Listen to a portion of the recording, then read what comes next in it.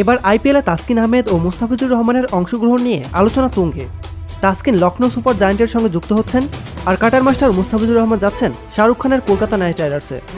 যদিও একে অপরের সঙ্গে যোগ দেওয়ার সম্ভাবনা থাকলেও এখন পর্যন্ত সেগুলোর সুরাহা হয়নি। এবছর তাসকিন ও মুস্তাফিজুর জন্য আইপিএল খেলার সুযোগ অনেকটাই উন্মুক্ত হয়ে গেছে।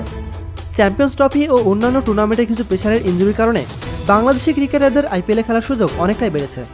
আর এমন পরিস্থিতিতে বিসিবি কোনো বাধা তৈরি না করলে পেসাররা আইপিএলে পুরো সিজন খেলার জন্য এনওসি পেতে পারেন। ফ্রাঞ্চাইজি টুর্নামেন্ট যেমন আইপিএল, পিএসএল বা বিগ ব্যাশে বাংলাদেশি ক্রিকেটার সুযোগ পেলে বিসিবি সেগুলোতে অংশগ্রহণের অনুমতি দিতে পারে। এমনকি আইপিএলের ফ্রাঞ্চাইজিরা পুরো সিজনের জন্য তাসকিন ও মুস্তাফিজের সাইন করতে আগ্রহী, কারণ বড় ম্যাচে তাদের মতো প্রভাবশালী খেলোয়াড়দের মিস করতে চায় না এসব দলগুলো।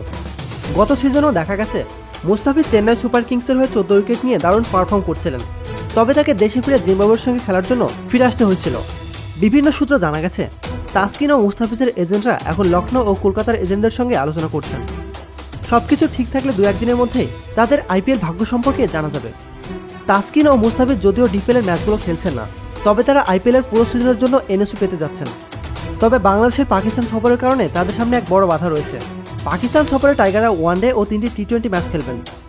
এটি এখনও স্পষ্ট নয় যে এনওসি না পাওয়া পর্যন্ত তারা আইপিএলে খেলতে পারবেন কিনা। এখন দেখার বিষয় শেষ পর্যন্ত এনওসি পাওয়া যাবে কিনা এবং বিসিবির পক্ষ থেকে এবারের সিদ্ধান্ত কী হতে পারে। প্রতিনিয়ত খেলাধুলার আপডেট জানতে খেলাযোগ টিভির সাথেই থাকুন।